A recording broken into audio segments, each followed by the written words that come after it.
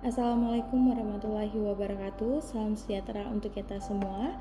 Perkenalkan terlebih dahulu, saya adalah Ibu Sri Dewi Esa Fitri.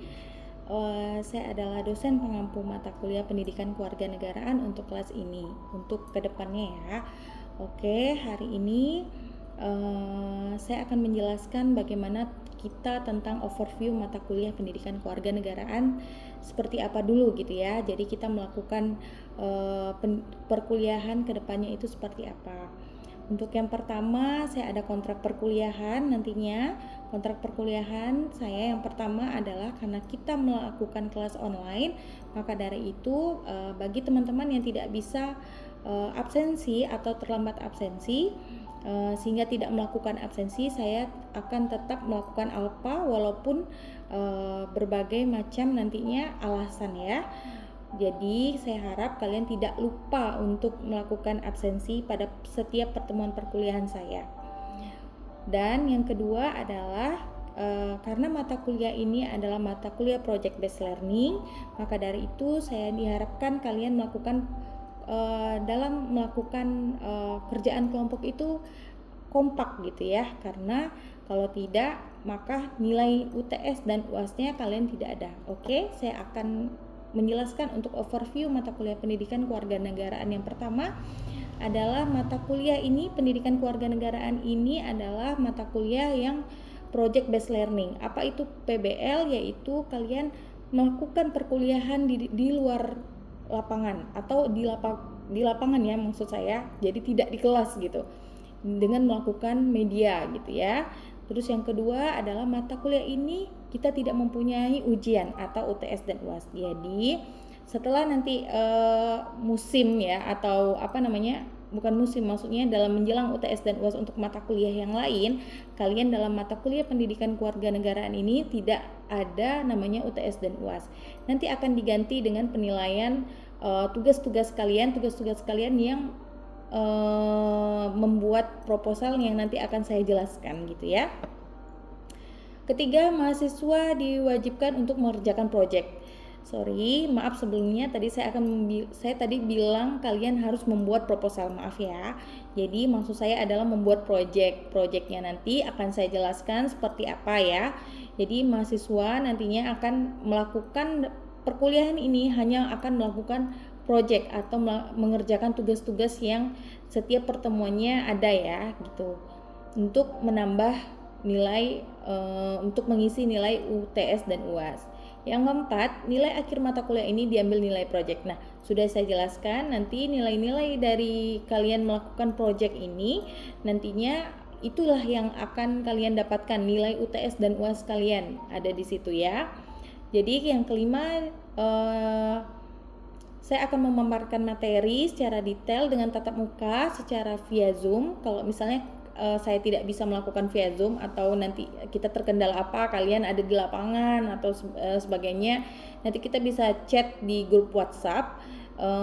Kegiatan kalian apa aja hari ini, apakah hari ini sudah melakukan pemberian izin untuk melakukan seminar atau apa, nanti dengan berjalannya waktu ya, nanti setelah kita dalam perkuliahan.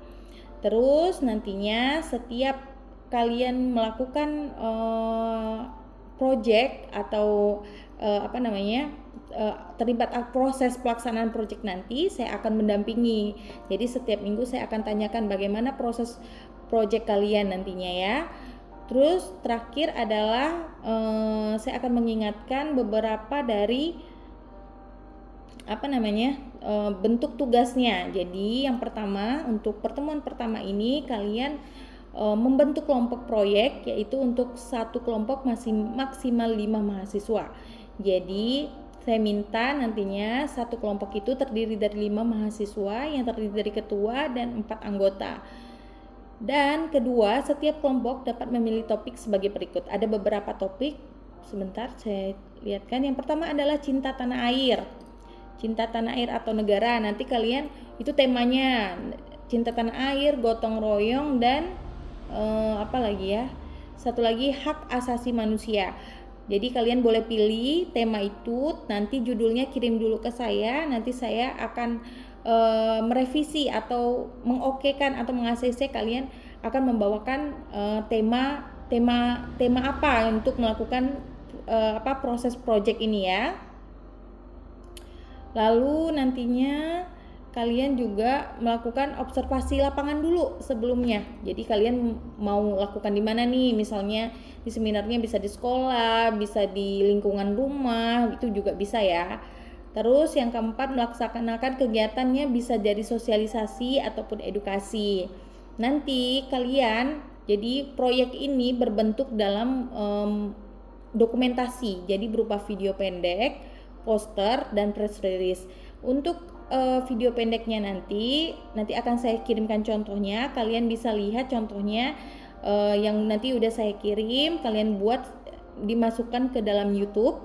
Lalu untuk posternya juga nanti ada ketentuannya yang akan saya jelaskan dalam pembuatannya ya. Lalu untuk press release nanti boleh di blog kalian pribadi juga boleh, atau blog dari BSI juga boleh, terserah, bebas ya, asal ada press release-nya nanti.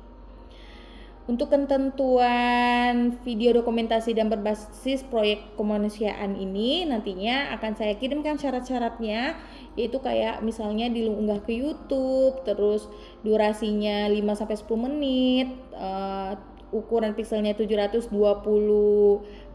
atau aspek rasionya 16:9, orientasi landscape dan sebagainya, itu nanti ada catatannya ya. Yang penting hari ini kita buat aja dulu ide dulu ya. Hari ini kita buat kelompok, terus kita buat ide, kalian bisa kirimkan ke saya.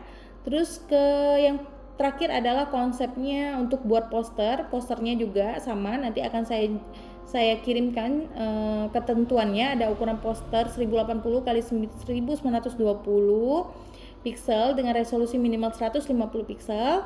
Tema menyesuaikan dengan proyek yang diambil. Ketiga, poster menggunakan format PNG dan orientasi pada portrait ya. Kalau kalau video tadi kan pakai landscape, sedangkan ini pakai portrait gitu ya. Selain itu untuk ketentuan lainnya itu gampang, nanti setiap minggunya pasti ada bimbingan dari saya. Jadi nggak usah takut ini bakal nggak selesai atau enggak ya. Jadi kalian harus, yang penting kerjakan saja pokoknya. Setiap minggu kita adakan pertemuan, kita konsultasi bagaimana nanti proses kelanjutan proyek kalian ya. Oke, sampai di sini dulu materi kita dalam pembahasan bagaimana perkuliahan kita untuk mata kuliah pendidikan kewarganegaraan itu ya.